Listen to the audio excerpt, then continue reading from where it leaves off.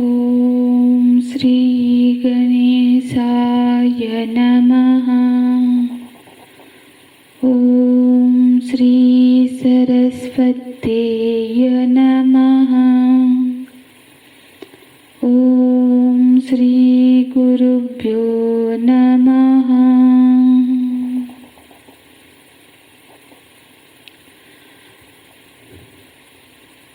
गुरुदेव के चरण कमल पर प्रणिपात करते हुए आज हम द्वितीय अध्याय में प्रवेश करते हैं। पहले पाठ करते हैं। ओम श्री परमात्मने नमः। अथ द्वितीयोऽध्यायः। संजय उवाच तं तथा कृपयाविष्टम् अश्रुपूर्णाकुलेक्षणं विषीदन्तमिदं वाक्यम् उवाच मधुसूदनः। श्रीभगवानुवाच कुतस्त्वाकस्मलमिदं विषमे समुपस्थितम् अनार्यजुष्टमस्वर्ग्यम् अकीर्तिकरमर्जुन अकीर्तिकरमर्जुन।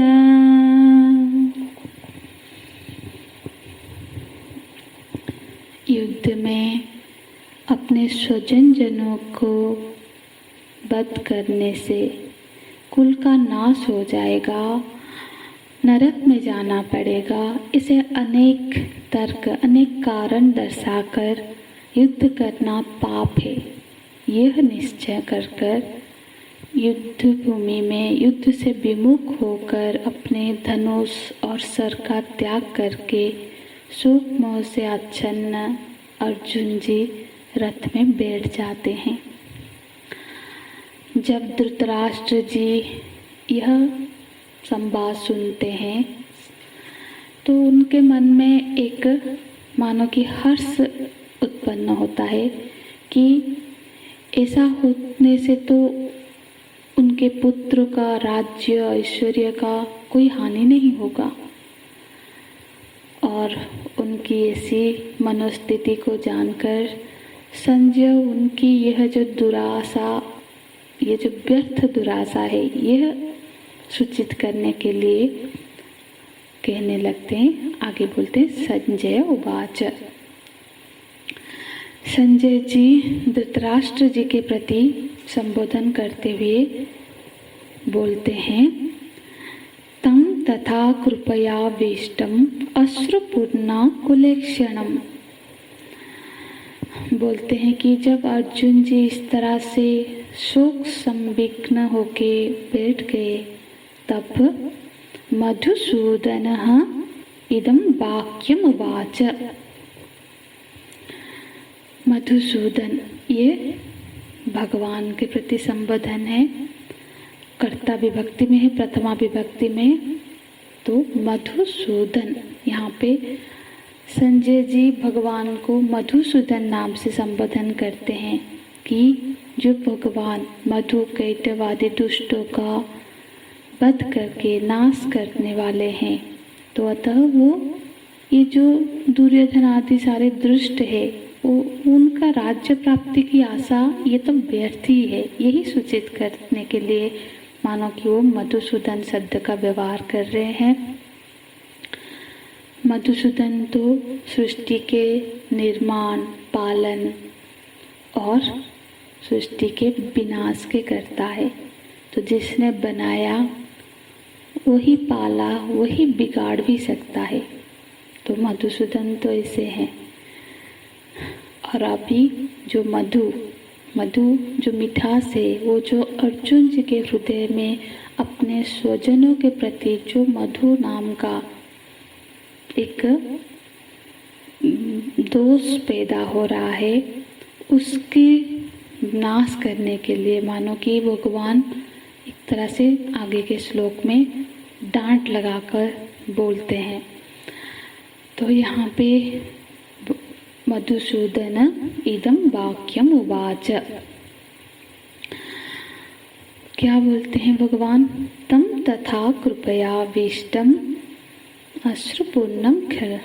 तो यहाँ पे संजय जी अर्जुन जी के स्थिति की वर्णन करते हैं कि तम मतलब अर्जुन जी, माने उसके लिए, अर्जुन जी के लिए, तथा हमेशा यूज होता है अनंतर, किसी चीज के अनंतर। तो यहाँ किसके अनंतर, मतलब ये सारा प्रसंग घटित हो जाने के बाद, सारा प्रसंग मतलब अर्जुन जी जब अब सारा बोल चुके, अपना निर्णय सुना चुके और अपना गांडी छोड़कर बैठ गए, उसके बाद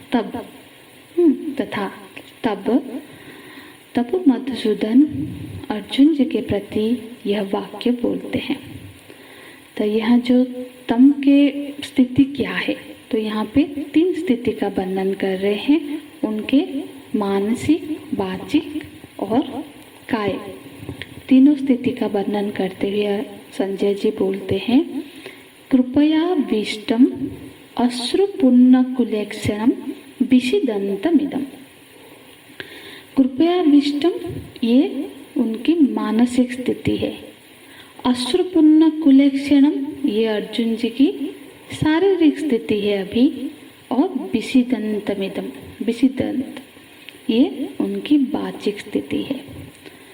कृपया विष्टम माने जिनकी बुद्धि में अब कृपा का आविष्ट हो गया, हाँ, तो फिर इसका परिणाम क्या हुआ, जब कृपा का आवेश हो गया तो फिर विषिदंतमिदम, उनके चित्त में विषाद वृत्ति से उनका चित्त ग्रस्त हो गया, और विषादग्रस्त होने से उनका जो शारीरिक स्थिति है, उनके अश्रुपूर्णम, उन नेत्रों में अश्रुपूर्ण हो गए। तो हालांकि उनके नेत्र में अश्रुपूर्ण है, पर उनके आंखें बंद नहीं है। कैसे है, तो बोलते हैं कुलक्षणम, मतलब आकुल इक्षणम, उनके इक्षण मतलब दृष्टि, उनकी दृष्टि में व्याकुलता है, आकुलता है, वो भगवान की तरफ बहुत व्याकुल नज़र से देख रहे हैं। तो यहाँ पे अर्जुन जी की ऐसी स्थिति का वर्णन करते हैं संजय जी कि जिन आँखों में वीर वृत्ति से लालिमा हुआ करती थी, अब स्थिति ऐसी है कि उनकी आंखों में, उनकी दृष्टि में अब अश्रु से पूर्ण है। हाँ, अपने स्वजनों के प्रति जो कर्तव्य, उनके प्रति ऐसा भाव उमड़ा हुआ है कि वो किंग कर्तव्य विमूढ़ होकर मानो कि बैठ गए हैं। तो अर्जुन जी की ये जो मनोदशा है, मनोवृत्ति की, संजय जी की तो ये व्याख्या है कि कृपया विष्टम, कृपा का उन पे आवेश हो गया।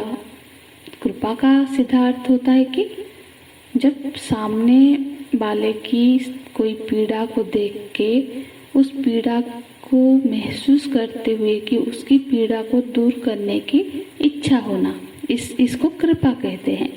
और कृपा ही फिर जाके करुणा का रूप ले लेती है। मतलब वो सामने वाले व्यक्ति को कदाचित पीड़ित देखकर अपने को जैसा पीड़ा होता है ऐसा अनुभव करता है, और अपने पीड़ा को जैसे दूर करने का प्रयत्न करते हैं, वैसे ही वो उस पीड़ा को दूर करने का प्रयत्न करता है।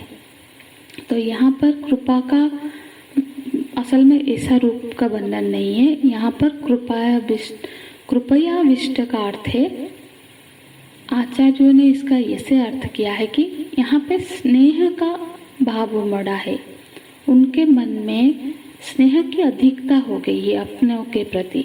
हाँ, और इस स्नेह के वजह से ही ये कृपयाविष्ट, और कृपा के कारण और स्नेह का कारण कि ये जबकि इनको हम और इन्हीं लोगों को हम मारने का निर्णय ले चुके हैं, इनको बद्ध करने का हमने निष्पत्ति लिया है, इस संकल्प के प्रति जो ग्लानि हो रही है, जो ग्लानि का वृत्ति जाग रहा है, उसी को बोलते हैं विषिदंत।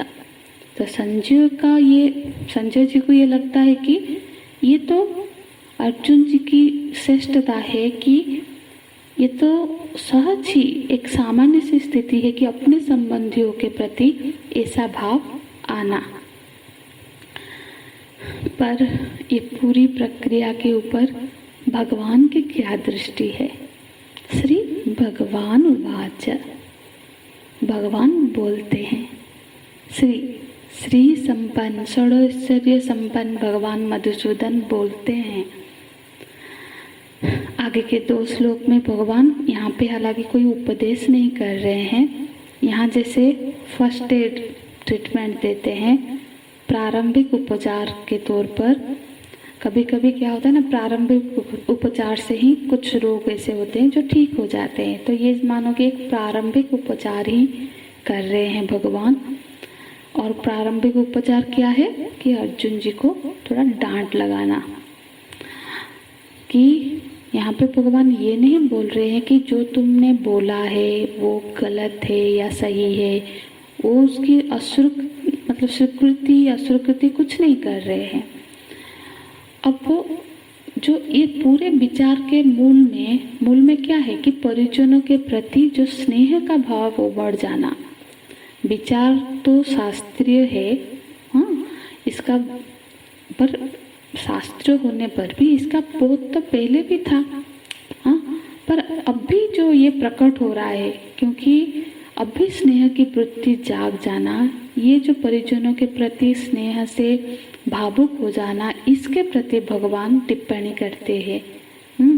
बोलते देखो, स्नेह नहीं करना, ये मतलब इसको अभी इस स्नेह को भगवान कस्मल बोलते हैं।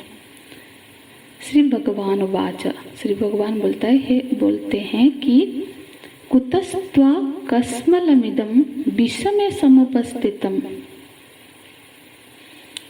हे अर्जुन, इदं कस्मल कुतः समुपस्थितम्। अर्जुन, यहाँ भगवान अर्जुन संबोधन करते हैं। देखो, अर्जुन का अर्थ होता है जो बिल्कुल स्वच्छ है, निर्मल है, मतलब जिसका अंतःकरण निर्मल है। अतः तुम्हारा अंतःकरण तो निर्मल है, तो ये जो कालुष्य, ये जो कायरता का भाव है, वृत्ति है, ये तुम्हारे अंदर जो अब प्रकट हो रही है, ये तुम्हारी अपनी नहीं है। ये कहाँ से आई, मतलब ये कहीं से आई हुई है। तो ये जो कालुष्य, ये सब तुम्हारा अपना स्वरूप नहीं है, ये तुम नहीं हो, तो ये एक आगंतुक है। यही सूचित करने के लिए बोलते हैं, अर्जुन इदं कस्मल विषमे समुपस्थितम्। तो ये जो तुम्हारे चित्त में कालुष्य कहाँ से आ गई? त्वां माने तुम्हारे भीतर। तो कहाँ से आई मतलब जब कहाँ से का प्रयोग होता है कस्मत, तो वहाँ पे होता है कि जैसे कि मानो कि भगवान आश्चर्य प्रकट कर रहे हैं कि ये तुम्हारे अंदर कहाँ से आई। देखो, आश्चर्य की 2 तरह से आश्चर्य होता है। एक कुछ हम नहीं जानते हैं तो तभी आश्चर्य भाव प्रकट होता है, और दूसरा किसी को चेताना है, किसी को। तो यहाँ पे भगवान आश्चर्य से मतलब वो अर्जुन जी को चेताने के लिए ही ये आश्चर्य का संबोधन दे रहे हैं, और जिससे अर्जुन जी का ध्यान उनके कर्तव्य के प्रति जाए, कि इसलिए बोलते हैं कुतस्त्वं, ये कुतः कहाँ से इस भावना तुम्हारे अंदर आ गई। तो स्नेह की वृत्ति परिजनों के प्रति होना कोई गलत बात नहीं है, पर ये अब क्यों कलमश हो गया? यहाँ जो स्नेह है वो कस्मल क्यों बन गया? इसके प्रति भगवान टिप्पणी करते हैं कि विषमे, यहाँ जो स्नेह की वृत्ति है वो बिल्कुल उचित ही नहीं है। जब घर में किसी के प्रति स्नेह बढ़ता है तो वो उचित है, पर ये युद्ध भूमि में यहाँ पे स्नेह का उमड़ना ये कालुष्य है। क्योंकि जिसको संजय जी कृपया विष्टम कहते थे, भगवान उसको कालुष्य कस्मल कहते हैं, क्योंकि ये अनुचित स्थान पर है, अनुचित समय में प्रकट हुआ है। जैसे यदि कोई सैनिक है और वो अपने देश के हमारे बॉर्डर पर खड़ा है युद्ध में, तो और विपक्ष में पाकिस्तान की ओर से, चीन की ओर में जो सेना है उसमें कोई उसका संबंधी है, तो यदि उस समय युद्ध के समय में उस संबंधी के प्रति उसका स्नेह वृत्ति जाग जाती है, तो फिर हम भी उसको क्या बोलेंगे? कस्मल ही बोलेंगे। क्योंकि जब अपने घर में वो भाव होना सही है, यथार्थ है, पर उस जगह पे ये नहीं, ये यथार्थ नहीं है। तो ये जो विषमे शब्द का यहाँ पे महत्वपूर्ण है। विषमे माने अनुचित काल में, अनुचित स्थान में। युद्ध से पूर्व भी अर्जुन जी को ये पता था कि ये कौन कौन लोग सब युद्ध में आने वाले हैं। अब जबकि शंखनाद हो गया है, युद्ध के बिल्कुल युद्ध होने जा रहा है, तो उस समय ये जब वृत्ति उनके दिल में प्रकट हो रही है, ये कस्मल है। ये क्योंकि ये विषय में समुपस्थित है। ये वृत्ति बुरी नहीं होती है, पर क्या होता है ना, ये इसका जो समय है आने का, उसका देश काल गलत है। इसीलिए कहते हैं कि कुतः, ये कहाँ से आ गया? युद्ध भूमि में खड़ा होके जब जो सैनिक होता है, उसका जब एक ही संकल्प होता है कि मुझे अपने देश के लिए लड़ना है, और उसका एक ही पहचान है कि वो सैनिक है, योद्धा है, उस समय उसका और कोई पहचान नहीं होता है। भाई, पिता, पुत्र, बंधु और कोई पहचान उसके सामने नहीं हो सकता उस समय। तो इस समय तुम्हारी जो पहचान है वो इस बात की इजाजत नहीं देती है कि तुम्हारे चित्त में ऐसी वृत्ति आए। पहली बात तो ये विषम है, मतलब ये गलत समय पर ये भाव तुम्हारा उमड़ रहा है। और दूसरी जो है, युद्ध नहीं करने का जो निर्णय है, उसमें भी 3 दोष गिनाते हैं। बोलते हैं अनार्य जुष्टम, अस्वर्गम, अकीर्तिकरम। तो ये जो 3 दोष है, ये केवल अर्जुन जी के प्रति ही भगवान की टिप्पणी नहीं है, ये हम सभी के प्रति एक चेतावनी है। क्योंकि हम सबके जीवन में भी ऐसे अनेक परिस्थिति आते हैं जहाँ हमको ऐसे परिस्थितियों का सामना पड़ता है, जहाँ पे हम निर्णय लेने में चूक जाते हैं। जरूरी नहीं कि वो युद्ध का ही परिस्थिति हो, जीवन के कई समय में हम ऐसे परिस्थितियों का सामना करते हैं। तो वहाँ पे हमको ये तीनों चीज़ों पर विचार करना चाहिए। तो ये जो तीनों बिंदुओं पर हम विस्तृत चर्चा करेंगे कल की कक्षा में। हरिओम तत्सत। ओम पूर्णमदः पूर्णमिदं पूर्णात् पूर्णमुदच्यते पूर्णस्य पूर्णमादाय पूर्णमेवावशिष्यते। ओम शांति शांति शांतिः। हरिः ओम। श्री गुरुभ्यो नमः। हरिः ओम।